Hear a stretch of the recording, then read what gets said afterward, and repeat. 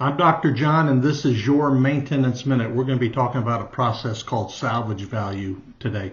This is a very important process, and more importantly, it is important for you to engage the maintenance folks on the development of this process specifically. If we don't engage the maintenance department, they will tend to think that the storeroom just identifies things that aren't moving in the storeroom. We just simply throw them in the dumpster. We haven't talked about these processes yet, but I want you to see where the dumpster falls in the order of things.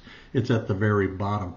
So we want to engage the maintenance department and make them aware that once we recognize that a part is no longer needed here, it's no longer viable, or it's no longer prevalent to what we're trying to do here, it doesn't support anything, it's in excess, it's obsolete, whatever the term you want to use, that we have a series of functions that we walk through in order to get some value out of that part. I've got a good part, I've taken care of it for years, we no longer need it. I don't want to just chunk that thing in the dumpster.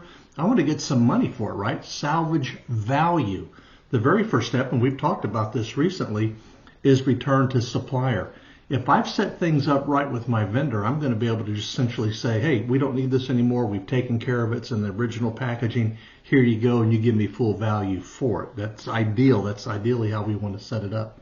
There's a whole lot of procurement involved in that too. We've got to work these vendors and give them some business on the other side of it too, right? They've got to get something out of it as well. So return to supplier, whole different process. We've talked about that. If we can't return it to the supplier, I'm just suggesting this is the steps you might take. You can put these in different order. It doesn't matter to me. Simply have a process and engage the maintenance department in developing it, right? You might decide to sell it to a sister facility, maybe a sister plant, or some other organization in your corporation has a need for a similar part. You've got one, you sell it to them dollar for dollar, or however that works for you guys. But again, that's in our step process. Here's the first thing we're going to do. Secondly, we're going to do this. Again, I don't care what order you do it in, just simply spell it out. Here's how we're going to do it.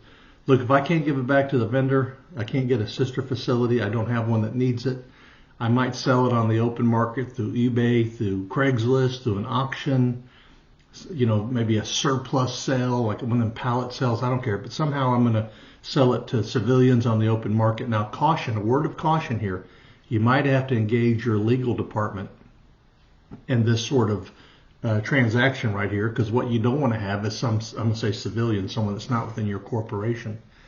You don't want them buying this from you guys, and then someone ends up injuring themselves, or something happens, and the offending article has the name of your company written right on the side of it. You don't want that to happen, so you might have to notify your legal department. Look, if I can't give it back to the vendor, I don't have a sister facility, no one on the open market wants it, or the legalese is just too much for me to get around, I might just recycle it, right? I got a metal recycling, I've got a copper recycling, I've got all kinds of recycling going on.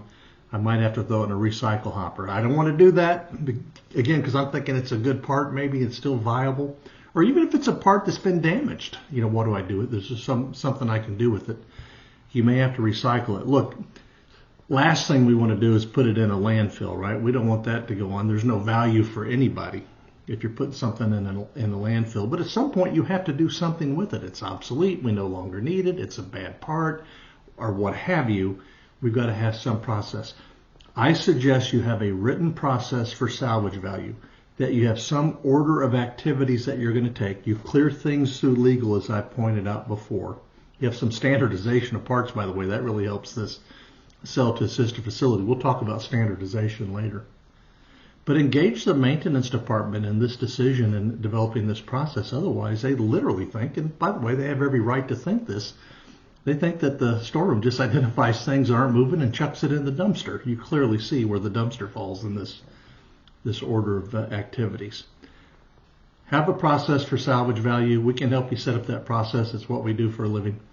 And I wish you great success with this. It's very important, because at the end of life, the end of need, what do you actually do with the part? Figure it out, write it down, engage the maintenance department. I'm Dr. John. This has been your Maintenance Minute.